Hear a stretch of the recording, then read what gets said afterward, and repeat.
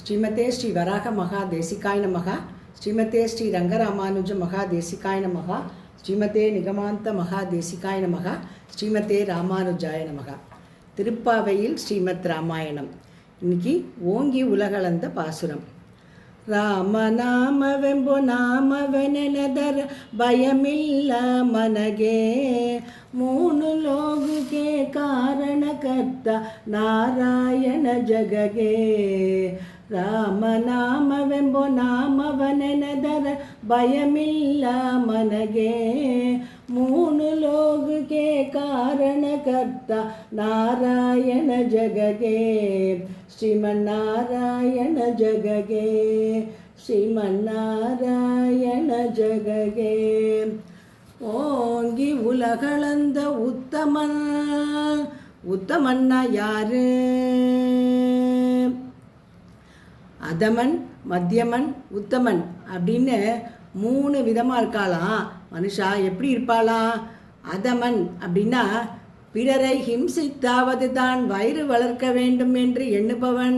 யார் எப்படி வேணாலும் போட்டும்பா, நான் நன்னா இருக்கணும் அப்படின்னு நினைக்கிறவன் அதமன். நீயும் நன்னாயிரு, நானும் நன்னா இருக்கேன் அப்படின்னு நினைக்கிறவன் மத்தியமனா. எனக்கு என்ன ஆனாலும் பரவாயில்லப்பா, எனக்கு என்ன கஷ்டம் வந்தாலும் பரவாயில்ல, நீ நன்னா இருக்கணும்ப்பா, அதுக்கு நான் என்ன பண்ணணும் அப்படின்னு அடுத்தவா நன்னா இருக்கணும், தனக்கு என்ன ஆனாலும் பரவாயில்லன்னு நினைக்கிறவன் தான் உத்தமன். ராமபிரான் உத்தமன்னு ஸ்ரீமத் ராமாயணத்தில் எத்தனை இடத்துல தெரியறது.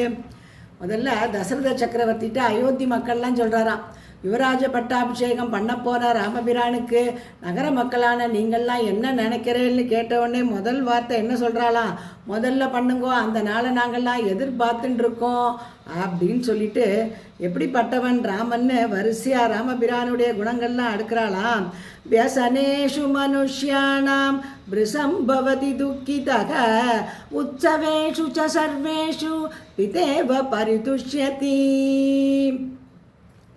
சக்கரவர்த்தியே, ஒரு சக்கரவர்த்தியோட குமாரனா ராமபிரான் இருக்கான் அப்படின்னு நீங்கள் நினச்சிக்கலாம். ஆனால் அவர் எப்படிப்பட்டவர்னு எங்களுக்கு தான் தெரியும்.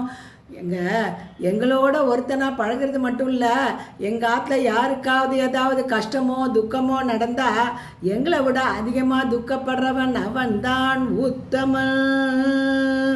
அதே மாதிரி சாதாரணமாக உலகத்தில் மனுஷாலாம் எப்படி இருப்பா? அடுத்தவாளுக்கு சந்தோஷம் வந்ததுன்னா அடடா அவளுக்கு சந்தோஷம் வந்துடுதே, அவள் ரொம்ப நிம்மதியாக இருக்காளே, இவ்வளோ சந்தோஷமான விஷயங்கள்லாம் நடக்கிறதே அவளுக்கு அப்படின்னு தானே நினச்சிப்பா. ஆனால் ராமபிரான் எப்படிப்பட்டவன் தெரியுமோ? உற்சவேஷு ச சர்வேஷு பிதேவ பரிதுஷ்யதி. ஒரு பிள்ளைக்கு ஏதாவது நல்லது நடந்தால் பெத்த தகப்பன் தான் ரொம்ப ரொம்ப ரொம்ப ரொம்ப சந்தோஷப்படுவானா.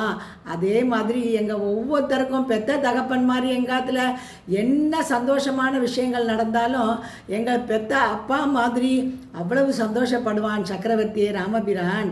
வியசனேஷு மனுஷ்யானாம் பிருசம்பவதி துக்கிதக, உற்சவேஷு ச சர்வேஷு பிதேவ பரிதுஷ்யதி. இது அயோத்தியா காண்டத்தில். அடுத்தது ஆரண்ய காண்டத்தில், தண்டகாரண்யத்தில் ரிஷிகள்லாம் சரணாகதி பண்ணுறாளாம் ராமன்ட்ட. ராமா இங்கே வா அப்படின்னு ஒரு பெரிய மலை மாதிரி குமிச்சிட்டு இருக்கான். என்ன இங்கே மலை மாதிரி என்னவோ குமிச்சு வச்சிருக்க இடத்த வந்து காமிக்கிறாளே அப்படின்னு எம்பெருமான் பார்த்தானா. அந்த ரிஷிகள்லாம் சொல்கிறாளாம், இந்த ராட்சசாலாம் எங்களை எப்படி எல்லாம் துன்புறுத்திருக்கா பாரு, இதெல்லாம் அவள் கடிச்சு துப்பின ரிஷிகளுடைய எலும்புகள் பாரப்பா, எவ்வளவு நாங்கள் கஷ்டப்படுறோன்னு, நீ தான் எங்களை காப்பாற்றணும் இந்த ராட்சசால் தொல்லையிலேருந்து அப்படின்னு சரணாகதி பண்ண உடனே பெருமாள் சொல்கிறானா, நீங்கள் இந்த மாதிரிலாம் என்கிட்ட பிரார்த்திக்கக்கூடாது, எனக்கு ஆணையிட வேண்டும். நான் இந்த ராட்சசர்களுடைய கஷ்டமே உங்களுக்கு இல்லாத மாதிரி நான் உங்களுக்கு கண்டிப்பாக பண்ணித்தருவேன், இது சத்தியம் அப்படின்னு சொல்லிடுறானா. சீதா பிராட்டி இதை காதில் வாங்கிட்டே இருக்காளாம். அப்புறம் எம்பெருமான்கிட்ட சொல்கிறாளாம், அவளும் ஜெகன் மாதா தான், இருந்தாலும் என்ன பண்ணுவாளாம், எம்பெருமான் தன்னை அண்டியவர்களை சரணாகதி பண்ணவர்களை காப்பாற்றுறதுக்கு எந்த அளவு ஊற்றத்தோடு இருக்கான்னு பரீட்சை பண்ணி பார்க்குறாளாம். என்ன சொல்கிறாளாம் பெருமாள்கிட்ட, நம்மளும் காட்டுக்கு வந்திருக்கோம், பித்ரு வாக்கிய பரிபாலனம் பண்ணுறதுக்காக வந்திருக்கோம். நம்மளுக்கு இந்த சண்டை சச்சரவுலெல்லாம் எந்த காரியமும் கிடையாது. நீங்கள் கையில் வில்ல வச்சுட்டே இருக்கீங்களா, அதனால் எதான்னு யாரையாவது போய் அடிக்கலான்னு தோன்றதோ, அதனால் நம்ம வில்லெல்லாம் எங்கேயாவது ஒரு இடத்துல பத்திரமா வச்சுட்டு போயிடலாம், திருப்பி வனவாசம் முடிஞ்ச உடனே எடுத்துக்கலாம். இப்போ அந்த ரிஷிகளுக்கு வாக்கு கொடுத்தேலே, அந்த ராட்சசாலுக்கும் நம்மளுக்கும் ஏதாவது நேரடியான விரோதம் இருக்கா? ஒன்றும் இல்லையே. அப்போ எதுக்கு போய் நம்ம அவளை அழிக்கணும்? எதுக்கு நீங்கள் இந்த மாதிரி வாக்கு கொடுத்தேல் அப்படின்னு கேட்குறாளா? அதுக்கு பெருமாள் பதில் சொல்கிறானா, பிராட்டியே நீ என் மேலே ரொம்ப அக்கறை இருக்கிறதுனால இப்படிலாம் பேசுகிறம்மா அப்படின்னு சொல்லிட்டு சொல்கிறானா. ஒன்று மட்டும் தெரிஞ்சுக்கோ, என்னுடைய உயிருக்கு உயிரான உன்னை பிரிவதாக இருந்தாலும் சரி, உன்னை விட மிகவும் அருமையான என்னுடைய தம்பியான இளைய பெருமாளான லக்ஷ்மண ஆழ்வானை பிரிவதாக ஒரு சந்தர்ப்பம் ஏற்பட்டாலும் சரி, என்ன பண்ணுவேன்? அப்படிப்பட்ட நிலைமை ஏற்பட்டால் கூட இந்த ரிஷிகளுக்கு பிராமணாளுக்கு கொடுத்த வார்த்தை நிறைவேற்றாமல் இருக்க மாட்டேன், நிறைவேற்றியே தீருவேன். அப்யகம் ஜீவிதம் ஜக்யாம் தாம்பா சீதேஷ லக்ஷ்மணாம் நது பிரதிஜாம் சம்ஸ்ருத்ய பிராமணேபியோ விசேஷதக, கொடுத்த வாக்கை காப்பாற்றியே தீருவேன். உத்தம அப்யகம் ஜீவிதம் ஜக்யாம் தாம் வாசீதே லக்ஷ்மணாம், உன்னை விடுவதாயினும் சரி, என் உயிரினும் மேலான லக்ஷ்மணனை விடுவதாக இருந்தாலும் சரி, என்னுடைய பிரதிஜையை விடமாட்டேன். உத்தம. இன்னொன்று, கிஷ்கிந்தா காண்டத்தில் வாலி வதம் ஆச்சான். உடனே எம்பெருமான் என்ன பண்ணுறான், என்ன 2 பேரும் உடன்படிக்கை பண்ணிண்டா, நீ நாடை இழந்து நிற்கிற சுக்ரீவா, நீ ஒன்றும் கவலைப்படாத, வாலியை கொன்று உனக்கு நாட்டை திருப்பி கொடுத்துருவேன், கவலைப்படாத அப்படின்னு சொல்லி எம்பெருமான் சொன்னான். அதுக்கு சுக்ரீவன் சொன்னானா, சீதையை தேடுறதுக்கு என்னாலான முயற்சிகள் எல்லாத்தையும் எடுத்து உனக்கு சகாயமாக இருப்பேன்றாமா அப்படின்னு ஒரு உடன்படிக்கை இல்லையா? முதல்ல வாலி வதமாச்சா. முதல்ல என்ன பண்ணானா எம்பெருமான், தன்னுடைய காரியத்தை சீதையை தேடி கொடுன்னு சொல்லலையா, உன் காரியத்தை முதல்ல பண்ணித்தரேன் நானா. உத்தம. வாலிவதம் ஆன உடனே என்ன சொன்னானா, லக்ஷ்மண ஆழ்வானை கூப்பிட்டு எல்லாரையும் கூப்பிட்டு, வானர வீரர்களெல்லாம் ஒரு கூட்டமாக குழுவாக இங்கே எல்லாரையும் சேர சொல்லு. என்ன இப்போ சொல்ல போகிறேன் தெரியுமா, இப்போது இந்த சுக்ரீவனுக்கு பட்டாபிஷேகம் பண்ணி வைக்கணும். நீங்கள்லாம் சேர்ந்து, நான் வனவாசத்தில் இருக்கிறதுனால நான் உள்ளே எந்த இடத்துக்குள்ளேயும் பிரவேசம் பண்ண மாட்டேன் நாட்டுக்குள்ளே. அதனால் நீ என்ன பண்ணு, எல்லாரையும் வச்சுட்டு இந்த வானர வீராலாம் வச்சுண்டு இப்போவே பட்டாபிஷேகம் பண்ணணும் சுக்ரீவனுக்கு அப்படின்னு எம்பெருமான் சொன்னானா. சுசம்பிருத்தம் குகாம் ரம்யாம் சுக்ரீவோ வானரஷபக பிரவிஷ்டோ விதிவத் வீரக க்ஷிப்ரம் ராஜேபிஷிச்யதாம். க்ஷிப்ரம் உடனே பண்ணுனானா. எப்படிப்பட்ட மனசு எம்பெருமானுக்கு. உத்தம. தான் எப்படிப்பட்ட கஷ்டத்தில் இருக்கான், மனைவியை பிரிந்து என்ன தேடுறது, எங்கே பண்ணுறது, எந்த திக்கில் இருக்காளோ என்னவோ தெரியலையே அப்படின்னு மனசு வருத்தப்பட்டிருக்கிற சந்தர்ப்பத்தில் என்ன சொல்கிறானா, பிரவிஷ்டோ விதிவத் வீரகா க்ஷிப்ரம் ராஜ்யேபிஷிச்யதா. அதை மட்டும் சொல்லலையா, இன்னொன்று என்ன சொல்கிறானா, பட்டாபிஷேகம் ஆச்சு சுக்ரீவனுக்கு. ராமபிரான் சொன்னபடி எல்லாரும் சேர்ந்து பண்ணி வச்சுட்டாலாம். சுக்ரீவன் சேவிக்கிறான் ராமபிரான். அப்போ சொல்கிறானா பெருமாள், சுக்ரீவனே இப்போது மழைக்காலம், 4 மாதம் மழை காலமெல்லாம் முடிஞ்சு, இந்த 4 மாதம் மழைக்காலமெல்லாம் முடியட்டும். ஏன்னா இப்போ வீரர்களை எல்லா பக்கமும் அனுப்பிச்சு தேடுறதும் கஷ்டம் சீதையை. அதனால் நீ என்ன பண்ண, ரொம்ப நாள் கிடச்சி உனக்கு ராஜ்யம் கிடச்சிருக்கு, மனைவி கிடச்சிருக்கா, எல்லா வளங்களும் உனக்கு திருப்பி உன் கையில் வந்திருக்கு. அதனால் நீ என்ன பண்ணி எல்லாத்தையும் ஆசை தீர அனுபவி. உன் அழகான நகருக்கு போ, உன்னுடைய காரியங்களை கவனி. கார்த்திகை மாதம் வரட்டும், அப்புறம் நம் ராவண வதத்திற்கான முயற்சியை தொடங்கலாம் அப்படின்னு சொன்னானா. யாருக்கு இந்த மனசு வரும்? அதான் சொன்னபடி பட்டாபிஷேகம் பண்ணிட்டே ஆயிடுத்தே, உனக்கு வாலி வதம் பண்ணி உனக்கு நாட்டை மீட்டு கொடுத்துட்டேனே, என் காரியத்தை பாருன்னு நம்மளா இருந்தால் சொல்லுவோம். அவன் எப்படிப்பட்டவன்? உத்தம. நீ போய் உன் காரியத்தை கவனி, சந்தோஷமாக இருந்துட்டு வா. 4 மாதம் கழித்து அப்புறமா நம்ம பார்த்துக்கலாம், நம்ம காரியத்தை பார்த்துக்கலான்னு சொல்கிறானா எம்பெருமான். இது கிஷ்கிந்தா காண்டத்தில். அடுத்தது யுத்த காண்டத்தில் விபீஷண சரணாகதி யாருது. விபீஷணன் நிவேதயதமாம் க்ஷிப்ரம் விபீஷணம் உபஸ்திதம் அப்படின்னு ஓடி வரான். வானர முதலிகள்கிட்ட விண்ணப்பம் பண்ணுறான், நான் தான் விபீஷணன் வந்திருக்கேன், ராவணனோட தம்பின்னு சொல்லுங்கோ அப்படின்னு அவள்கிட்ட பிரார்த்திக்கிறான். ரொம்ப நேரம் விவாதம் நடக்கிறது. வானர வீரர்கள்லாம் யாரும் இவனை சேர்த்துக்கக்கூடாதுன்றா. கடைசியில் எம்பெருமான் எப்படிப்பட்டவனாக இருந்தாலும் சேர்த்துப்பேங்கிறார். ஆச்சு, விபீஷணன் வந்து சரணாகதி பண்ணிட்டான். அவன் ராஜ்யத்தை கேட்டுன்னு வரல, எந்த செல்வங்களையும் திருப்பி மீட்டுத்தான் கேட்கல. ராம கைங்கரியமே குறிக்கோளாக வந்தானா. ஆனால் எம்பெருமான் என்ன பண்ணானா, வந்திருக்கிறது யார், எதிரி பாசறையிலேருந்து வந்திருக்கான் ஒன்று. ரெண்டாவது, சாக்ஷாத் தன்னுடைய எதிரியோடைய தம்பி, யார் தன்னுடைய பத்தினியை கவர்ந்து போனானோ அவனுடைய தம்பி வந்திருக்கான். ஆனால் சரணாகதி பண்ணிட்டான் இல்லையா. என்ன சொன்னானா எம்பெருமான், லக்ஷ்மணா இப்போ என் மனசு ரொம்ப சந்தோஷமாக இருக்குடா லக்ஷ்மணா, இப்போவே சமுத்திர ஜலத்தை கொண்டு வா. இந்த கடற்கரையிலேயே விபீஷணனுக்கு லங்காதிபதியாக பட்டாபிஷேகம் பண்ணிவை. யுத்தமே இன்னும் ஆரம்பிக்கலை. தன்னோட கஷ்டமெல்லாம் ஒரு பக்கம் இருக்கட்டும், விபீஷணனுக்கு உடனே ராஜ்யாபிஷேகம் பண்ணி வை அப்படின்னு சொன்னானே. உத்தம தேன சைனம் மகாபிராஜ்ஞாம் அபிஷிஞ்ச விபீஷணம் ராஜானாம் ராட்சசாம் க்ஷிப்ரம் பிரசன்னே மயிமானத. அங்கே சுக்ரீவனிட்டையும் க்ஷிப்ரம் ராஜ்யாபிஷிச்சதாம்னு சொன்னார். இங்கே ராமபிரான் என்ன சொன்னானா, ராஜானாம் ராட்சசாம் க்ஷிப்ரம் பிரசன்னே மயிமானத. என்னோட மனசு சந்தோஷமாக இருக்குண்டா லக்ஷ்மணா அந்த காட்சியை பார்க்குறதுக்கு. பட்டாபிஷேகம் பண்ணுடா, லங்காதிபதியாக பட்டாபிஷேகம் பண்ணு இப்போவே இந்த கடற்கரையிலேயே விபீஷணனுக்குன்னு சொன்னானே. யாருக்கு இந்த மனசு வரும், உத்தமா. அடுத்த வார்த்தை இந்த பாசுரத்துலேருந்து, தீங்கின்றி நாடெல்லாம் திங்கள் மும்மாறி பெய்து. தீங்கின்றி நாடெல்லாம் வனவாசம் எல்லாம் முடிஞ்சு ராமபிரான் வந்து அயோத்தி மாநகருக்கு திரும்பி வந்து பட்டாபிஷேகம் பண்ணிட்டானா.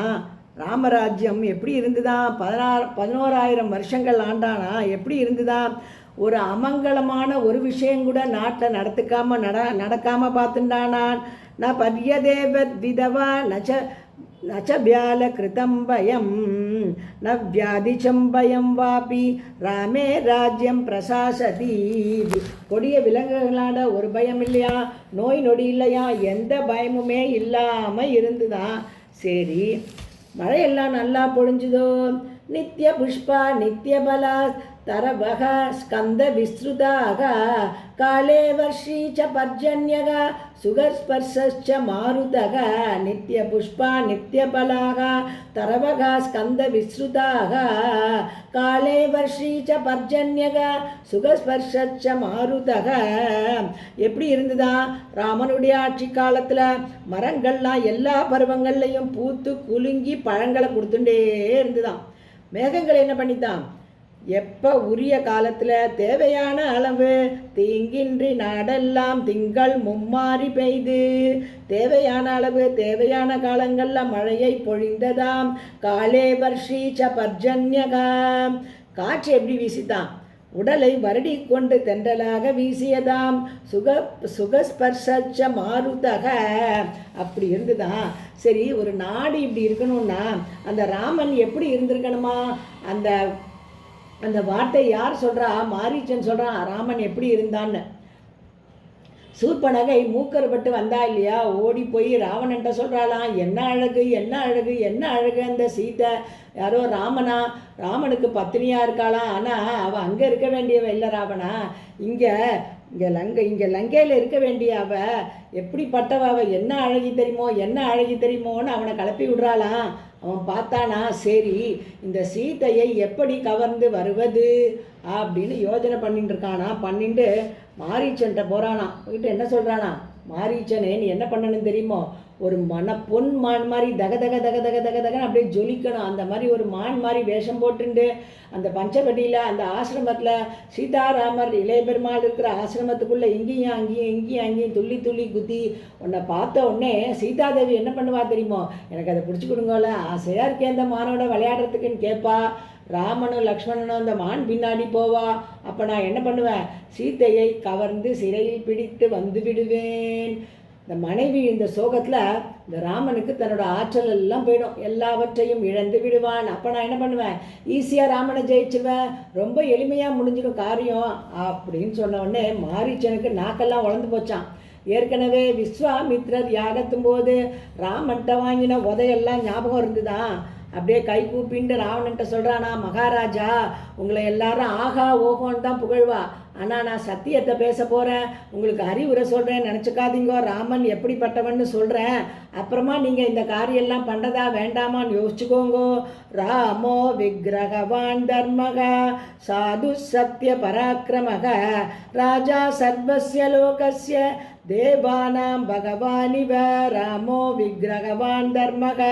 இந்த ராமபிரான சாதாரண மனுஷன் நினச்சுட்டேலா, அவன் எப்படிப்பட்டவன் தெரியுமோ? தர்மமே உருவெடுத்தவன். ராமோ விக்கிரகவான் தர்மக நல்லொழுக்கம் உடையவன். சாதுகு சத்ய பராக்கிரமக உண்மையான வீரனவன். உண்மையான வீரனவன், கோழை கிடையாது. உங்களை மாதிரி யாரும் இல்லாத போது சீதையை கவர்ந்து வரேன்னு சொல்கிறேன், அப்படிப்பட்டவன் கிடையாது. உண்மையான பராக்கிரமத்தை உடையவன். சத்ய பராக்கிரமக ராஜா சர்வஸ்ய லோகஸ்ய தேவானாம் பகவான் இவ.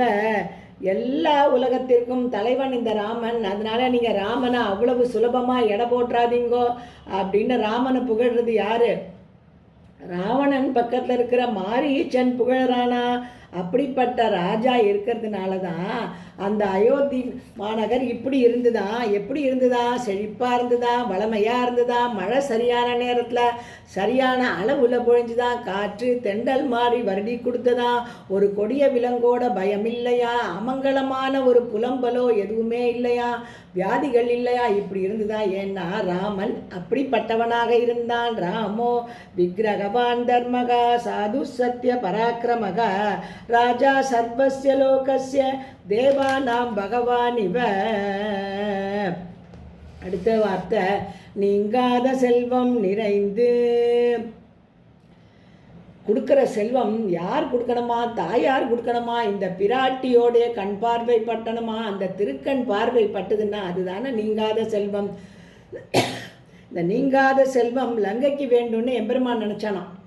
அதனால் யுத்தம் முடிஞ்சு புஷ்பக விமானத்தை கொடுக்குறார் விபீஷண மகாராஜா. ஏறி வராலாம். வந்துட்டு இருக்கும்போது சீதே இங்கே பாரு, இங்கே பாரு அப்படின்னு சீதையை கூப்பிட்டு காமிக்கிறானா. சீதை ராமபிரானை பார்க்குறாளா. ஏதோ கீழே பாரு, இதோ கீழே பாரு, கைலாசத்துடைய சிகரம் மாதிரி இருக்கே, கைலாச சிகராகாரே திரிகூட சிகரே ஸ்திதா. எப்படிப்பட்ட இலங்கை தெரியுமா இது? கைலாசத்துக்கே சிகரம் வச்சால் போல இருக்கே.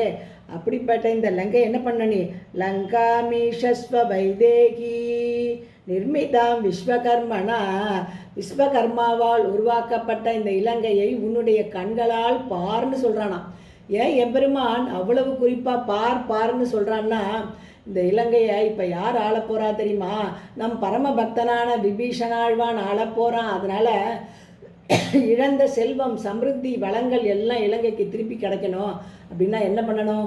உன்னுடைய பார்வைப்பட வேண்டும், உன்னுடைய திருக்கண் பட்ட. அதுதானே நீங்காத செல்வம். மக்களுக்கு பக்தியும் வரும், வளமும் வரும், செல்வமும் வரும், விபீஷணனும் சர்வ சமிருத்தியும் அடைவான். அதனால என்ன சொன்னார்? லங்கா மீஷஸ்வ வைதேகி நீங்காத செல்வம் நிறைந்து அப்படின்னு எம்பெருமான் பிராட்டிய உன்னுடைய திருக்கண்ணால் இந்த இலங்கையை நோக்க வேண்டும். இலங்கைக்கு இழந்த செல்வமெல்லாம் திருப்பி கிடைக்க வேண்டும். பக்தி எல்லாம் அப்படியே பரவ வேண்டும். லங்கை முழுவதும் பக்தி மயமாக இருக்கணும். அதுவும் உன்னுடைய திருக்கண் நோக்கினால் தான் நடக்கும். வளமையும் வேணும், பக்தியும் வேணும், எல்லாம் வேணும். விபீஷணன் இருக்கிற இடத்துக்கு லங்கையை பார். லங்கா மீஷஸ்வ வைதேகி அப்படின்னு நானா எம்பெருமான் இப்படி இந்த பிரகாரத்தில் அனுபவித்தோம். மூணாவது பாசுரத்தை நாளைக்கு ஆழிமழை கண்ணா இந்த பாசுரத்தை ராமாயண ஸ்லோகத்தோடு அனுபவிப்போம். ராமகிருஷ்ண கோவிந்த நாராயணா கிருஷ்ண ராம கோவிந்த நாராயண ராமகிருஷ்ண கோவிந்த நாராயண. நமஸ்காரம்.